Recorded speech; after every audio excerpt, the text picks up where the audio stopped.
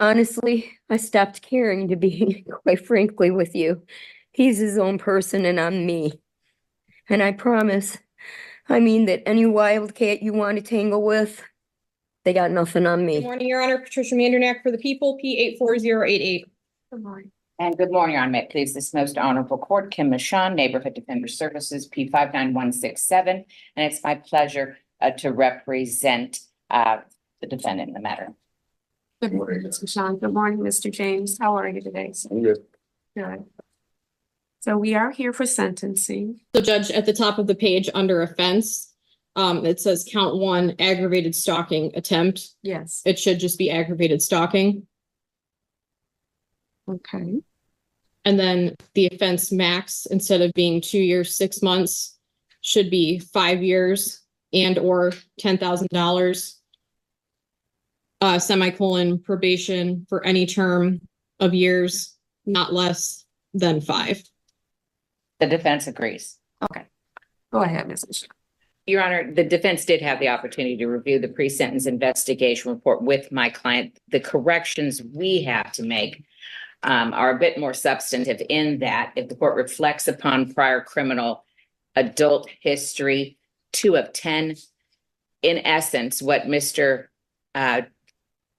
James is saying is that he does not remember any of the convictions for trespass, which include one that is 2 of 10, which is a 1995 conviction for trespass. He disagrees that that's him. He does know that there's another person with his same name living in that same community. I don't know if that's where all of these are coming from.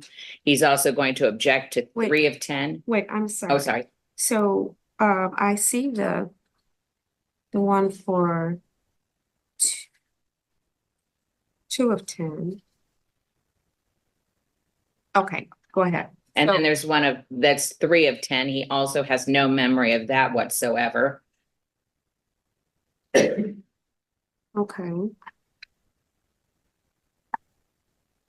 And then if you reflect down on 7 of 10, he also disagrees. He does not believe that is his conviction either.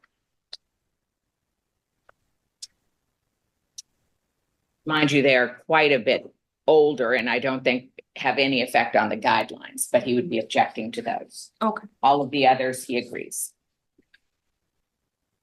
And with that, Judge, there was an agreement with the people. We would ask that you adopt same. Mr. James is in treatment presently. His health, the court is well aware of, is deteriorating rapidly, quite frankly. He has not been able to see his doctors at U of M in quite some time for a scan. He is hoping that the court will remove the tether and allow him to continue in outpatient treatment and obviously get the help that he needs for his present cancer treatment. Ms. Michon, are you saying that the tether has interfered with his treatment? I think, Judge, if the court, he's hoping that the court will not require him to continue with Salvation Army. He is hoping that the court, as that was not part of the agreement, it was part of bond, however, that we placed him there for treatment. He is continuing in that treatment. He would like it to change to outpatient treatment. As he understands, he still has a ways to go, but he's hoping if the complaining witness will allow him to return home. And obviously I cannot speak for her. He would like to live out the rest of his days with his wife. Okay, but I want to be clear about whether the tether is interfering with his treatment. I know he gets scanned. Is that correct, my friend? Yeah, they scan my whole body through. And in doing so, I would imagine that the tether would interfere with the scanning equipment, but that is just my best guess, Judge. Judge, I am not a doctor, obviously, but I do know from encountering this issue before that having a tether on can interfere. I believe it's specifically with MRI scans. Based on my conversations with complaining witness, I have no objection to removing the GPS tether. All right, thank you. I am familiar with the hindrance that an MRI presents, but I asked Ms. Michon because I definitely want Mr. James to get whatever treatment he is medically advised to receive. And we'll remove the tether, certainly, especially because Mrs. James is not opposed. And I also read that Mrs. James would like for Mr. James to return. Is that correct? That is my understanding, but again, I don't want to put words in anybody's mouth. Judge Miss James is here, and I believe she will cover that in her victim impact statement.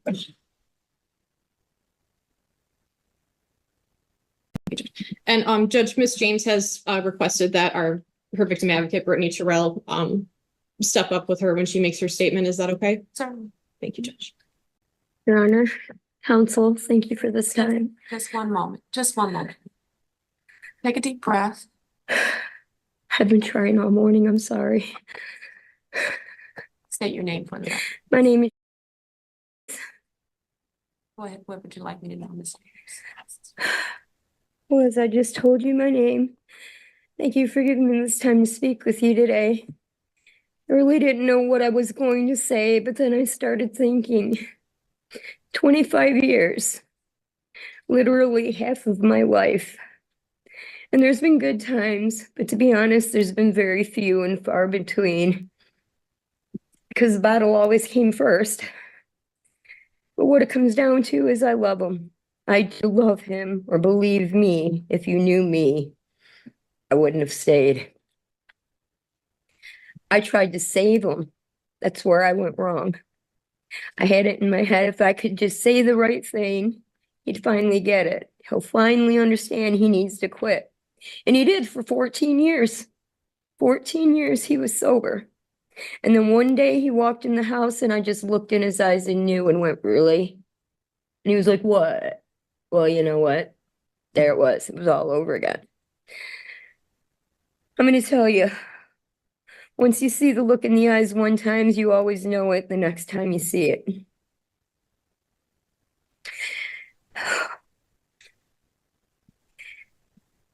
He doesn't have to say a word. I just have to look in his eyes. I did everything I could.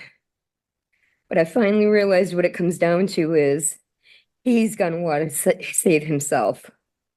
Didn't matter how much or how bad I wanted it, he needed to want it. It's not gonna happen if he didn't want it. Well, unfortunately now, because of all the drinking, he has cancer, stage 4. But don't worry, we'll fix it. It's what the doctor said, put him through chemo, put him through radiation. It was all good for 3 months till we went back and they said, oh, sorry, Mr. James, it's back. But he said he couldn't do chemo and radiation again. I mean, honestly, come on, let's be real. It's stage 4, throat and lung. He only has 1.5 lungs and we just learned it's fed to his thyroid. Did they seriously think that they weren't going to get him to go through that? Well, now at this point, he don't want to go through it again. And I don't blame him. And his liver is fried. I've seen it on the scan with my own eyes. And his kidneys are shutting down. He walks around daily bleeding out of places where people shouldn't. I speak to staff and things get back to me, so I know. He's going to have 5 years hanging over his head. I honestly don't expect him to make it a year. Honestly, 6 months. It's taken me a long time to accept this because he is a very good man and a very hardworking man, a man who would do anything for you. And I'm not kidding. Even when I begged him not to, he's like, nope, gotta go help him. Be right back. 5 hours later, here he comes, I've had I don't know, 5 months by myself alone. And honestly, at first I was scared. Every noise I heard, I wanted to shoot it. But didn't. But as time went on, I noticed something. I found myself. And I have been gone for a very, very long time. About 20 years. I realized I don't need a man in my life. I can take care of things, the house, the bills, everything I need to do one way or another, it gets done. I started slowly noticing that though I do love him, I was thinking more about what I had to do and not what he was doing. I finally found me again.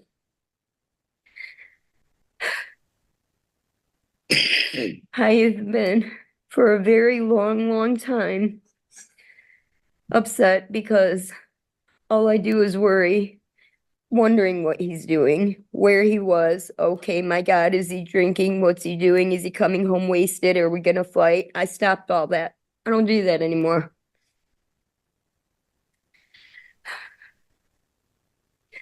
Honestly, I stopped caring, to be quite frankly with you. He's his own person and I'm me. And I promise, I mean that any wildcat you want to tangle with, they got nothing on me. He knows.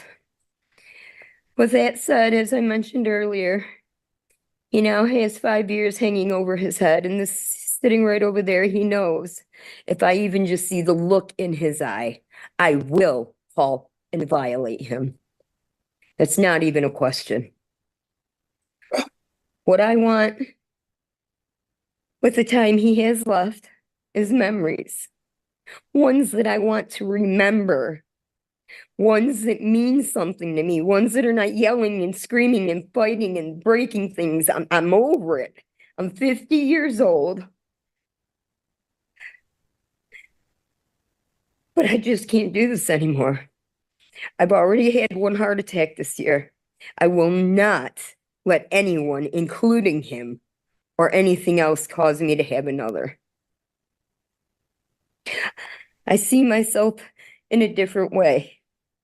And I just cannot and will not watch him drink himself to the grave faster than what God wants to put him there. And the family, they're in this courtroom. They're behind me 100%. I've thought long and hard about this, believe me. It gives me headaches thinking about it. But with the way his physical health is, and where he's bleeding, where people aren't meant to be bleeding from, he's been off drugs and alcohol now almost 6 months. I've decided I don't care if he comes home. With the tail hanging over his head, I'm not expecting any trouble from him. Because as I said, he knows in a heartbeat, I will call. That's not even a question.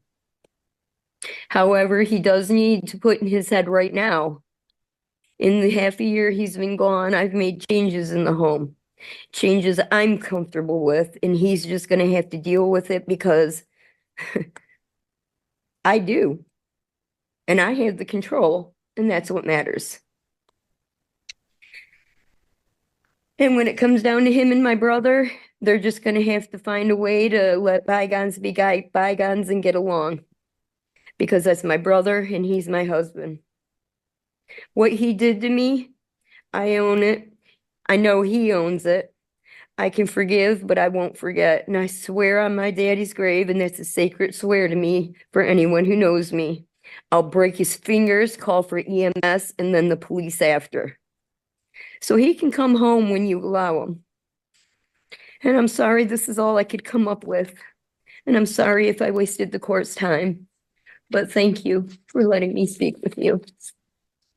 Well, James, it's not only your right to speak, but it's my honor to allow you to speak. Thank you for that. You don't have to thank me. You're entitled. You've earned it. Thank You you. deserve it. I appreciate that.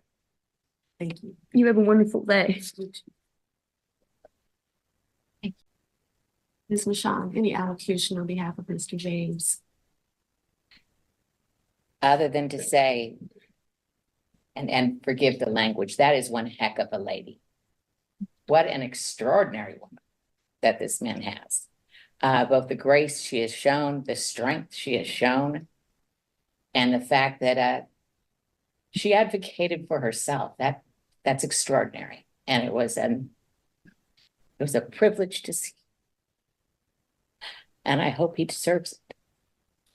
And I hope he heard her and will not be back before the court and disappoint that amazing woman again. Thank you. I don't wanna go through this again. I'm so tired of being locked up and doing things and cleaning up after people that are just ridiculously not there, you know what I'm saying? I do janitorial in the center, and instead of in the toilet, it's on it, around it, and back of it, and you know what I mean? And I'm bending over, cleaning, sweeping, mopping. It's hurting my back. My kidneys are already putting pressure on them, and you know, I need to. I wouldn't mind working, but I need something to where I can stand fine. It's bending over, picking up paper and 5 acres of land. You know what I mean? That kind of thing. I don't like to sit. I'm quite active, but I can work. She needs some help with things, the car, everything else. So yeah, I will be doing quite well. I can do this. I believe you. You know, Mr. James, the last time that we were together, I told you, and I believe this as well, that no one knows how long you have. I'm a person of faith, so I happen to believe that that is in God's hands. You may not be, but scientifically, we know that nobody knows. And I'm hopeful that however much time you have left, you'll do exactly what your wife has requested, that you will create memories that when you're gone, she and the rest of your family can enjoy. You've had a very rough go. And, you know, we talked a little bit the last time about how alcoholism is a disease, and it's insidious because it's accepted by society. And it seems to be elevated above all other drugs that people take and use and misuse. So it's easy to do, and it's easy to get caught up in it. And everyone who drinks doesn't have the susceptibility that you do. You have a disease along with the cancer and along with your mental health issues that I suspect you were self-treating for many, many years. I've said all of that to say there's not a lot more that I can say than what your wife has already said, so I'm not going to belabor the point. But I believe that you can spend the rest of your days sober, productive, and happy if you put your mind to it, if you continue to put your mind to it. And I'm rooting for you. I'm rooting for your entire family. Yeah, I gotta make amends to a lot of people. I've let go and let God took it, and I pray every day. So And as far as those toilets are concerned, I think, Mr. James, perhaps this isn't the reason that the Salvation Army requires it of its residents, but I think that it's humbling. I think that that kind of activity can help us become better and help us give consideration to others more than ourselves. And you can take those lessons when you go back home to your wife, who's waiting for you to be the husband with whom she fell in love and has spent all of these many years with, right? It's going to be the sentence of the court to adopt the sentence agreement, which is for 5 years of probation. And we did agree to batterers intervention. yes, I've got it set up, but I wasn't able to attend. I was required to have a day off because it couldn't interfere with my classes or my work, and I didn't have any days off until the court date. I had Well- to change my day off to work Monday and come here and Well, Tuesday. your agent is going to work around your schedule. And we do expect you to participate in it and to complete it. But I want you to know that What I want to see for you, what I think is the biggest priority, is for you to go home and make those memories with your wife and the rest of your family. I hope you understand what I'm saying, Mr. Yes, Your Honor, I do. Thank you for allowing me to see my wife and my dogs. Mr. James, you're going to have 42 days from today's date if you disagree with the sentence, the conviction, or both. And I didn't do the costs and fees. So let me back up a moment. There's $130. You don't have to write this down. We'll have an order. There's $130 crime victims assessment.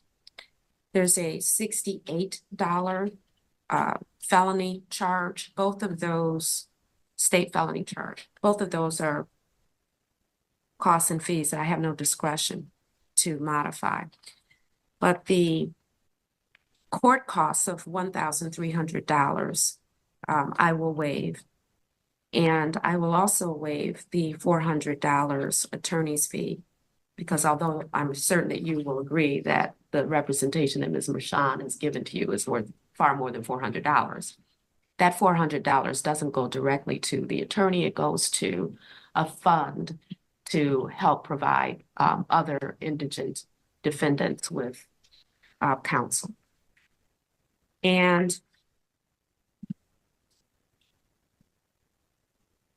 I'm going to make this non-reporting probation. So you won't have to check in with a probation agent every, however often it is. I think it's once monthly. Because I'm confident that your wife, who has found her voice and reacquainted herself with herself, will let me know if there's anything that I need to know. She didn't want to put me. So you know that she will let me know. And I'm counting on her doing that, but I don't think she'll need to. Now, you have 42 days from today's date to ask the Court of Appeals to review your conviction, your sentence, or both. And if you need the assistance of an attorney to do that, but you can't afford one, you need to let this court know within that 42 days, and I'll appoint an attorney to you for that purpose. Okay. Do you have any questions? I'm happy with that, but yeah, how long do I have to pay? I didn't hear you. How long do I have to pay the other two fines? Well, when you get it. Don't go in the poorhouse over it, though. Yeah. Pay it as you can. I got a guy that does landscaping and he'll let me do odd things, jobs to help out, and so I can make a few bucks to help her and save up for my fines. So Well, she talked about your generosity. And so I'm not surprised that that's what you want to do. Thank you so much, Your Honor. Thank you. thank you. Thank you. We're off the record. I wish Thank you, you well, Mr. James, you and your family.